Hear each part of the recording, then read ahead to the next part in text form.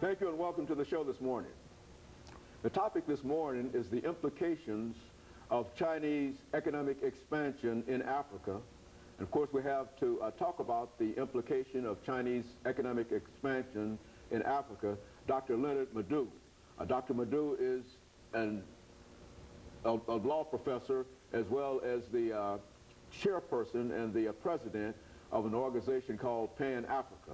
And of course, Dr. LMadu1, let me welcome you to the show this morning. Let me apologize for getting those terms and those your positions sort of confused in a real sense. But it only means, Dr. LMadu1, that when we talk about the implications of the economic expansion of China in Africa, it simply reminds me of a show that we did almost 25 years ago. That's correct. Dealing with Africa and China, when at that time I think that you mentioned the fact of China becoming more important and stronger in Africa, and since the Olympics and etc., we now have a different view in terms of what is going on in China. And so those are the things that I would imagine that you're going to talk. Let's start off by having some background information in reference to China in Africa, Dr. LMadu1. Yes, thank you. My pleasure, to be back on this program. It's always a pleasure. Of course, most people, when they hear about, the current Chinese business interests in Africa, I think it just started today. But they forget that the Chinese have been in Africa for very long. In fact, as far back as 225 BC, the Chinese had trade relations, with Africans. And then about 1415, a Chinese admiral named Zheng, made a trip to the coast of Africa through Mozambique, Somalia, and the rest, giving tributes to African kings and receiving tributes back to the emperor of China, until about 1949, when the communists came to power in China under Mao Zedong. Because of the political situation in the world at that time, China's intent was to cultivate the so-called Third World, which means Africa, Asian countries, Latin American countries, then under the yoke of colonialism, to help them, become independent, and at the same time use them to balance the United States and Soviet power. So that was the doctrine of the Communist Party, insofar as Third World countries were concerned, what they called fraternal countries and solidarity with Third World countries. It wasn't until 1963-64 that the modern Chinese relations with Africa started really.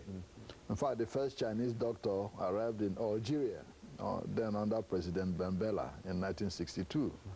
In 1963 and 64, then Chinese Prime Minister Zhou Enlai visited 10 countries in Africa.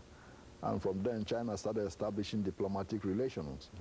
The first Chinese embassy was opened in Ghana under Huang Hua, who was China's United Nations ambassador later.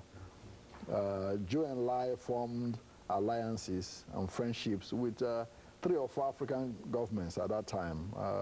Nkrumah in Ghana, Nyerere in Tanzania, Kaunda in Zambia, and of course the Zanzibar leader Abdurrahman Babu. From then onwards, Chinese influence started expanding. Of course, you understand in the 60s, Africa was still engaged in colonial wars. China was one of the first countries that started supporting revolutionary groups in Africa. Most of the arms and training for African freedom fighters came from China and, of course, Russia. And of course they had their own reasons for doing that. Absolutely, they have their own agenda. Initially China was supporting the African National Congress under Nelson Mandela. But when Mandela's group started moving closer to the Chinese withdrew. The same in Angola. China was helping Agostinho Neto's popular movement for the liberation of Angola. When they started moving closer to the Soviet Union, the Chinese moved over to support Jonas Savimbi and his UNITA group. So that was kind of Cold War interplay between Russia and China in Africa at that time.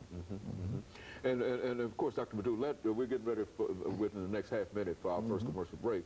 But this is exactly what we wanted to deal with, because many people, as you indicated, believe that this recent relationship with China and Africa started, but now you're also indicating that the relationship now is a little different from the earlier relationship. And of course, when we come back during the second segment, we'll talk about that relationship. Absolutely. Of course, we'll be back with our audience following this very, very short commercial break.